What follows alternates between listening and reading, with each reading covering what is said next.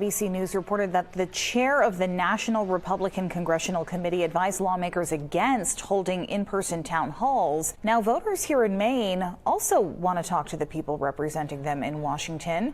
News Center Maine's Raya Wooten has more. Regardless of their party affiliation, every Maine politician who serves in Washington, D.C. is currently catching heat. We held an event for Jared Golden this past weekend. He declined to attend, but we saved him a chair. New grassroots organizations have been regularly popping up, escalating concerns about President Donald Trump administration policies, and town halls are being held whether politicians agree to show up or not. Liam Kent from the Blue Anchor Project says people he's hearing from say they feel unheard. Wow. Some news out of Maine featuring one of New Digital Now's on-the-ground partners, the Blue Anchor Project, and shout out to Liam for some incredible work doing better work than clearly the members of Congress are. Yeah. This is just a quick reminder to everybody who's watching. Your politicians are supposed to work for you.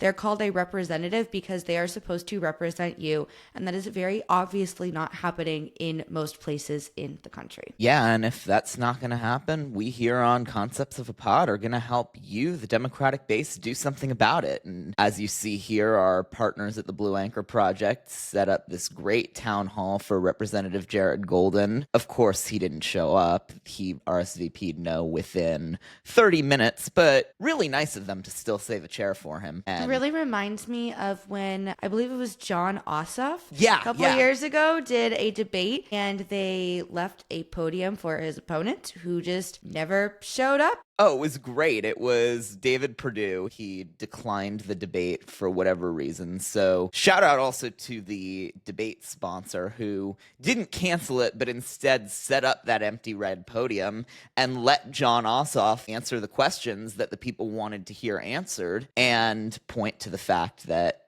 Perdue wasn't there to counter. And it was actually a great debate. Yeah, no, it was a really great, debate. But the other thing, too, is that people think that certain places are red versus blue or purple. But I think as we've seen over and over again, as long as constituents and voters have the chance to talk to their electeds, they are more likely to vote for them. We've seen that time and time again, not just in Georgia. We see in Maine right now, there's a lot of people who really want to talk to their electeds.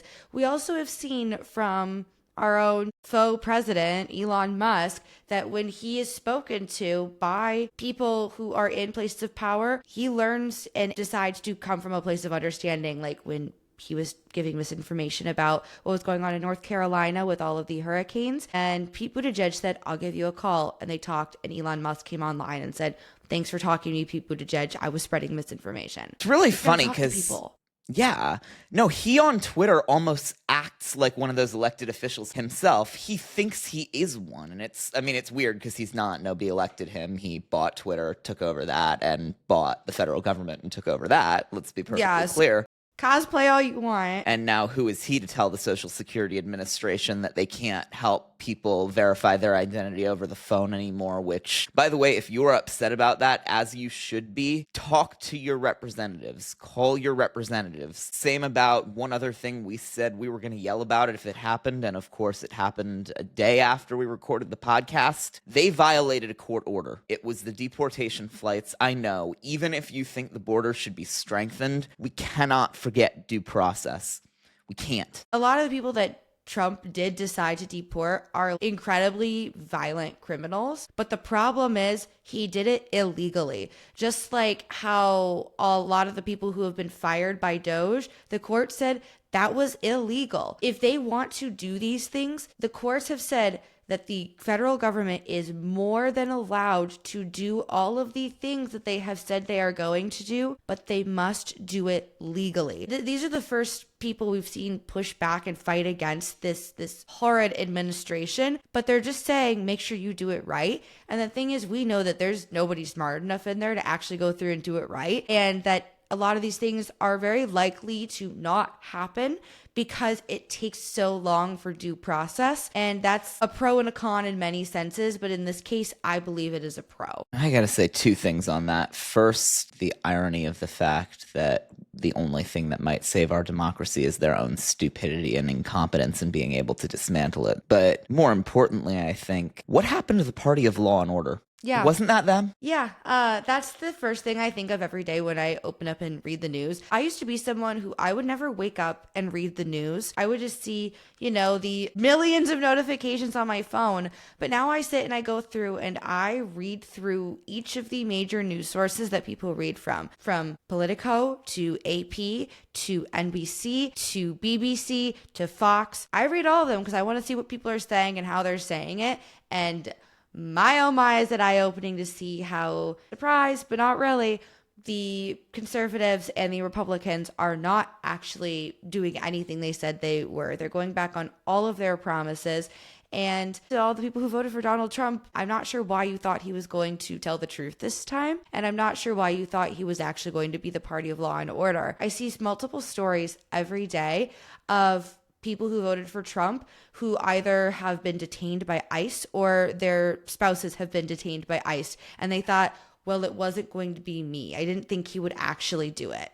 Not sure what you thought there. I'm really sorry for what's going on in your life. I really, truly am. We didn't vote for it. You get what you get when that's what you vote for. I want to have sympathy for so many people, and I'm doing my best, but it's tough sometimes to have sympathy for people who continue to believe that Trump is not going to lie about things. You know what? It's not so much about not having sympathy. It's just the realization that we are fighting harder for these people's rights than the people that they claim supports them and speaks for them and fights for them. And they stand up and get in our way as we try to fight for their rights. And that's frustrating, but it also shows the work we have to do, because clearly, if we can't convince them that we're fighting for them, then what right do we have to fight for them too? Like, just because they're so bad doesn't give us the moral high ground to do anything we want. But at the same time, there are some things, some norms of politics that have just been beyond broken because, as we all know, politics has its issues. We started New Digital Now before Trump got reelected to fix issues within the Democratic Party. And then when Trump got elected, we realized we just had so much more work to do. But the Republicans here, they're not interested in that work of bettering their own party or the country, even though they won, even though they control all three branches of government, both houses of Congress. They're still intent on tearing their perceived opponents down instead of fighting for the good of the people. I mean, they're still on this Act Blue thing, and I actually heard from some senior Democratic staff on the Hill, people are genuinely scared that Act Blue isn't going to be able to fight back. And I pray that that's just nervous Democratic staff on the Hill talking to people, but we need Act Blue. It is the lifeblood of grassroots Democratic fundraising, and the fact that we don't hear Democratic leaders publicly saying Republicans are trying to violate the First Amendment by taking away Democrats' right to organize online. What are we doing? Where are you guys? Where are the people that we have been fighting so hard for to be in office to protect us? Something that I have been really, really struggling with in the last, I guess it's been 2 months since Trump's been in office. But something I've really been struggling with is I have spent the last almost 8 years working on campaigns and in Democratic politics, fighting to get these people elected to help other people. And that's my entire adult career. I started doing this before I was 18. I missed out on so many things I could have been doing with my friends. I missed out on so many different college experiences. I missed out on getting to finish being a kid to do this. And you guys aren't doing anything. And I'm not the only person who's also done this. There's some people who have dedicated 40 years of their life to this. Where are you guys? Act Blue is our form of being able to let people be a part of politics and use their voice if they cannot donate their time or if they are not physically able to go out and knock doors or make phone calls. Like we've talked about before, Citizens United says that money is political speech. And while I vehemently disagree with Citizens United and I would like to end it, in this case, it should be used to our benefit. And we haven't seen anyone on the Democrat side who is an elected official talk about this. And it's mind-blowing and incredibly scary. Yeah.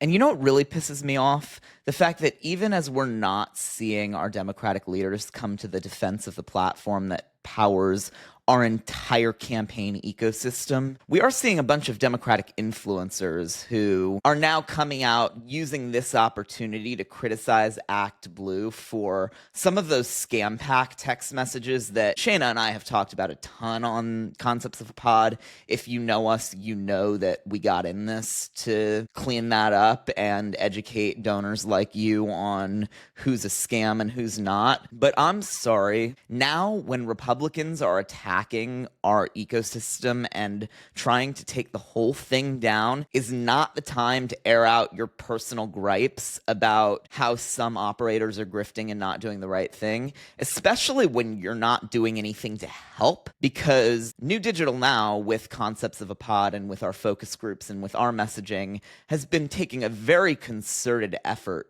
to speak directly to the donors like you who actually receive these messages and donate to them to teach you guys how to be more effective activists versus some of these influencers who you've probably never heard of on Twitter, who are just sitting there with their Twitter fingers painting everybody who does this work with the same brush of a few bad apples without actually doing the research they need to do to understand how any of it works. We have a problem. Generalizing and instant gratification are things that have become massive, massive issues, very specifically since COVID. And this was like a very stark shift that we have had, and a much quicker and much sharper shift than we have had in the way people work socially and interact socially in a really long time, if you look back at social changes.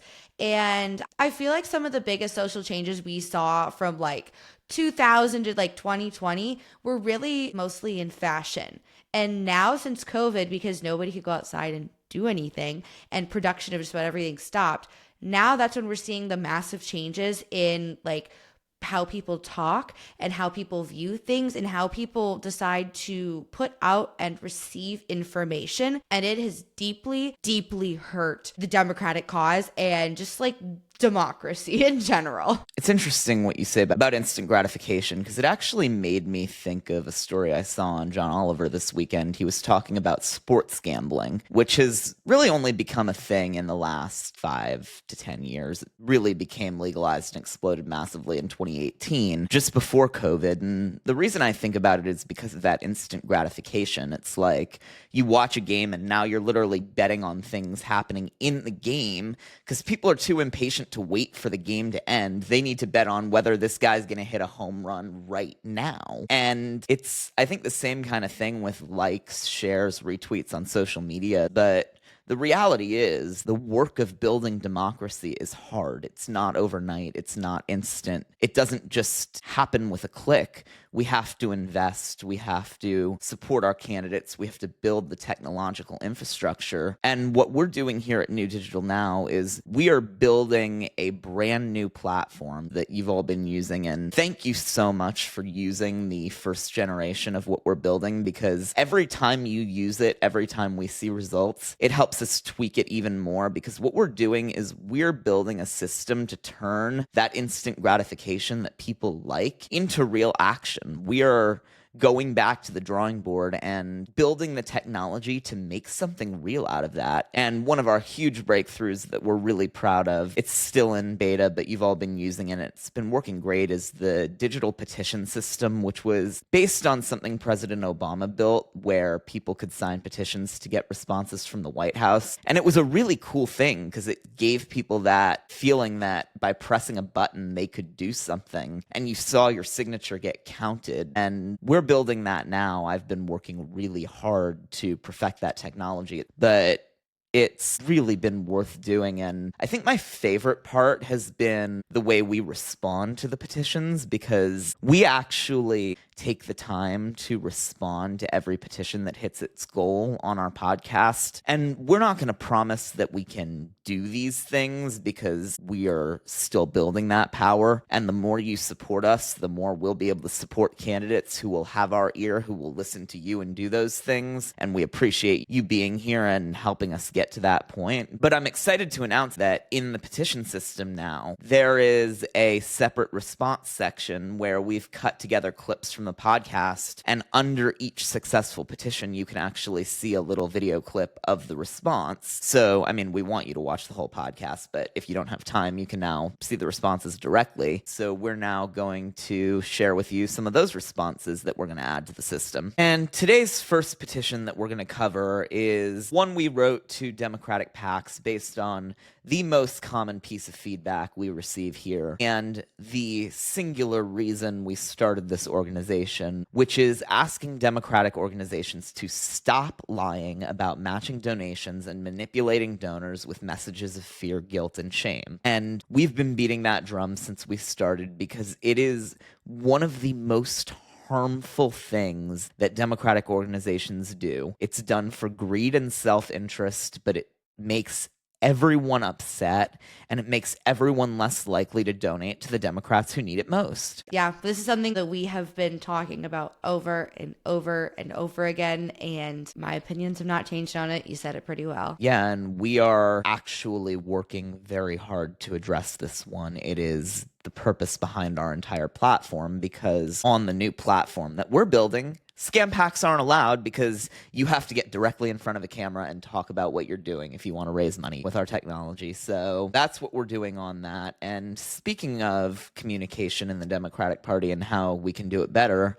another user-supported petition to one specific person, Pete Buttigieg, as the best communicator in our party, get out in the media and correct the record on Trump's lies. And I think he's been trying his best to get out in innovative ways, right? He's been doing more and more since this petition was written. Yeah, no, he definitely has been going out and using his voice. And something that I know a lot of people were really upset about, but I thought was actually incredibly noble and a very smart move, was Pete announced he is not running for governor or Senate in Michigan next year. And a lot of people were really upset about that, but it's because he wants to have more time and opportunities to help more people. And I have no doubts he's going to help out whoever, is going to end up becoming the Democratic nominees for governor and for Senate in Michigan, but also being able to help out all of the Democratic nominees for governors and senators and representatives across the entire country. I just know there's something cooking up in his brain. He's not disappearing. We know he's not disappearing. He's being smart and knowing where his power and his help can be used best. Oh, yeah. I am so glad he is not running for Michigan Senate or governor, mainly because he only moved there 2 years ago, and I think he knows that. And I gotta say, that humility in a politician to decide not to chase the carpetbag, first of all, clears the way for a great local level elected official who's making a name for herself in Michigan, Mallory McMorrow, who I really want to see run, because not only will she do a great job in the Senate, she'll also do a good job boosting the profile of all the great down ballot work that's been done in Michigan. I'm a huge fan of hers, but that is we love you, Mallory. We would also love to have you on the podcast. Anytime you want to come, please, you are welcome. Yes, absolutely. We would love to have you. And we would love to hear more about how you've been very creatively effective at pushing back against some of the local level MAGA hate, because a lot of it is a little more cartoonish than we see at the federal level, even though I don't know how that's possible. But back to Pete, I also think that he will be able to do much more about the aviation safety work he did when he was in office, because it's all being clearly undone. I mean, I'm going to take a minute to take a point of personal privilege here on aviation, because I've always been a bit of a geek about planes. So I listen to the radio as the plane's taking off and landing, which is kind of dumb, but I know I'm exposing myself. Except on one flight home from Palm Beach, Florida, it was around the same time Trump was flying back. Our plane was being held in the air for a half an hour at 2,800 feet. And they said on the radio that they couldn't let planes land at the airport because there was VIP activity in the area. And half that plane was throwing up. So Trump made a whole set of planes puke because his people can't coordinate air traffic properly. But that's why you need a group of trained professionals, and we'll leave it at that. Unless Pete has any comments here on the off chance you're seeing this, would love to hear your thoughts on this one, and happy to provide you the flight radar detail because he might be the one person who appreciates my level of nerdiness here. He so would appreciate it. And my little point of privilege here, Pete, if you remember me, you signed my denim jacket twice a few years ago when you were running for president back in the 2020 presidential election. So, if you remember signing someone's jacket twice, it was me. Come say hi again. We would love to talk to you again. Yes, that would be a dream. Yeah. That would be incredible. But on to the next petition that passed its goal pretty quickly after the Oval Office debacle with Zelensky. Petition to Congress to investigate Trump's ties to Vladimir Putin. And don't you remember, didn't we do this in 2018 and didn't it lead to a little, I don't know, impeachment? I mean, yeah, and unfortunately didn't lead anywhere after that because we have a bunch of do-nothings in our federal government right now. Yeah. And maybe Congress can take this a little more seriously this time. I won't hold my breath. We can only hope, but I think I can give you a spoiler alert before it's happened. They're not going to do anything. Yeah. But we're going to keep pushing and kicking and fighting. That's what we're here to do. Yeah, and speaking of another one to Congress, ban Elon Musk's government contracts for conflicts of interest. Can we just say, what would Republicans in Congress be doing if George Soros were also the biggest government contractor under the Biden administration? Everyone in the Biden administration would be in jail if Republicans had it their way. But you know what? They're hypocrites and they don't actually care about you or your opinions. And that's really all there is to say on that. They would 100% go after everybody if George Soros was in and running the White House, just as Elon Musk is. But Republicans are hypocrites. And I mean, they're going after George Soros even though they're the ones with the power. They're just projecting at this point. Republicans never think anything is their fault. And that has gotten worse and worse since 2018. Before 2018, there were Republicans in Congress who were incredibly honorable and who actually were fighting for what they thought was better. And it was because they believed that what they were doing would help people. Now, all these Republicans, I don't even know if you can call most of them Republicans. They Fascists? are there. Yeah, these fascists that are in the government are looking for a cash grab and a power grab. That's why they're there. They're not actually there to represent you. Oh yeah, have you ever seen Peaky Blinders? I have not, but I know where you're going with this. We've gotten to a point, minor spoiler alert, so skip ahead if you, for some reason, want to watch this and haven't seen it. We've gotten to the point now where they straight up announce the fascist party. They launched the British Fascist Party. And I think that actually happened in America during World War II as well. There actually was an American Fascist Party. They never got much power because FDR was president, but imagine if they were in charge during World War II and think about that. That's kind of where we're headed. And I don't say that lightly. I do not say that lightly. We have someone who was not elected running our country. That is dictatorship and that is fascism. And there's no reason that we should be skirting around those words or skirting around what is happening. We have fascists running our country and they are there for a cash grab and a power grab, and they do not give a single shit about anyone or anything happening in the country as long as they are getting their paycheck. Yeah.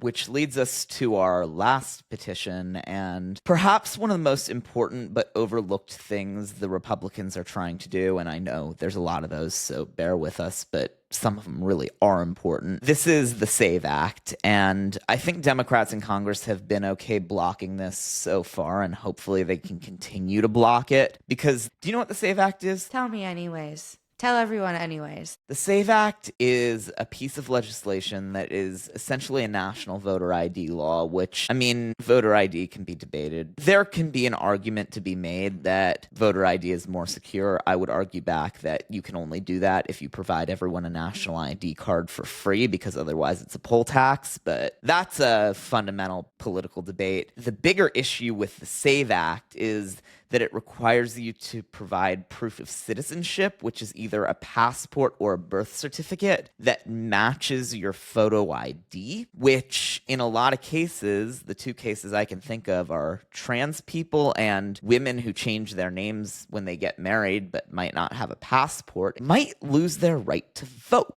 Yeah. There's a lot of issues with voter ID laws, and there's a lot of issues with the SAVE Act. It's not going to save anyone. It's going to take away fundamental rights to Americans. Something that I think has not been spoken about enough. There are less than 100 trans people a year who decide to get a gender reassignment surgery of any sort. Put that aside, let's just talk about the fact that I'm pretty sure, and I saw the statistics specifically on the trans sports debate, which is a more complicated question that should be debated off camera by experts and not with the purpose of publicly humiliating people, because there are fewer trans athletes in the United States than there are kids with measles in Texas right now. Say that again.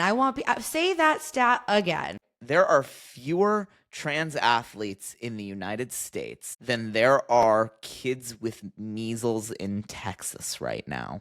Wasn't measles essentially eradicated a few months ago?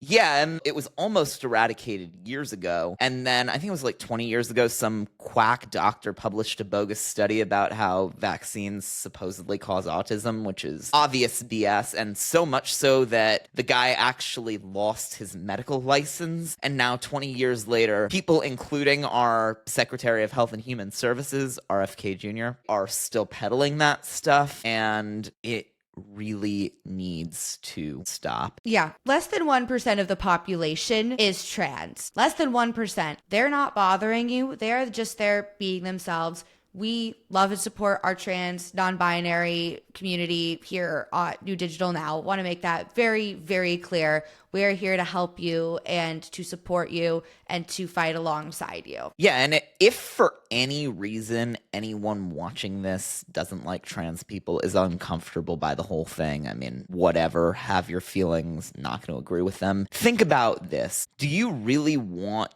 your elected officials in government spending your taxpayer dollars and their time bullying people who you happen to not like, instead of focusing on making your life better, making your prices cheaper, lowering your cost of housing? Come on. They are pulling the wool over your eyes. Yeah, no. If you disagree with anything we're saying, please think about that, and you can feel free to reach out to us and we'll talk to you. Or if you don't like trans people, we're okay if you leave. Yeah, there's a difference between, there's a difference between having questions that should be addressed, because I think part of acceptance is understanding and education. 100%. And we shouldn't just bully people for having feelings, but obvious bigotry is obvious bigotry. And if you're Nancy Mace, you can go fuck yourself. Yeah.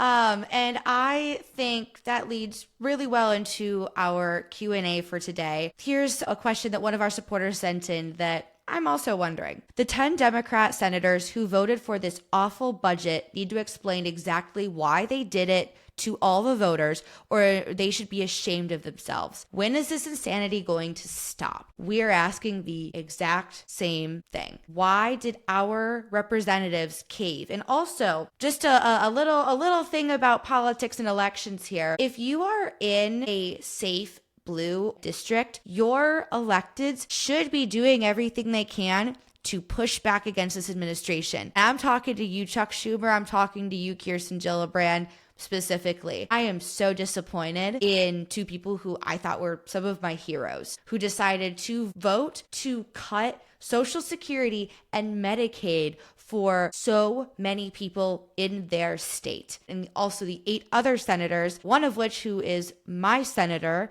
here in Illinois, Dick Durbin, for voting for this piece of legislation that is now going to hurt and probably kill thousands of people. The budget is horrible, don't get me wrong, but I want to play devil's advocate here for a minute, because I'm disappointed in the outcome of the shutdown fight and the fact that we didn't fight, but I'm almost more disappointed that I didn't see a single Democratic senator who voted for this bill in front of a camera explaining why they did it in a compelling way. Of course not. I actually appreciate that this person who submitted this question said that the senators need to explain it to the voters, or they should be ashamed, because they should be given that chance. And I actually reached out to a few contacts I have in some of those senators' offices, and I'm waiting to hear back. Hopefully we can get one of them on the podcast to tell you a little more about why they did it, because I have one theory, and game this out with me, Shayna. Let me know if you think this is a likely scenario, because this scenario, which I saw somewhere online, I think Schumer tried to articulate it in an interview and it didn't go particularly well. But what he was essentially trying to say was that Elon Musk's goal with Doge, stated goal, is to shut down the federal government permanently, right? State of permanent government shutdown. That is what Doge wants. And the Republicans have all of Congress, but of course, they could never on their own vote to gut the government the way Elon wants. A Doge bill would be massively unpopular. It would get them all kicked out of office in the next elections. However, if they could blame the Democrats for a shutdown, what's to stop them from just not reopening the government? Elon announces on Twitter,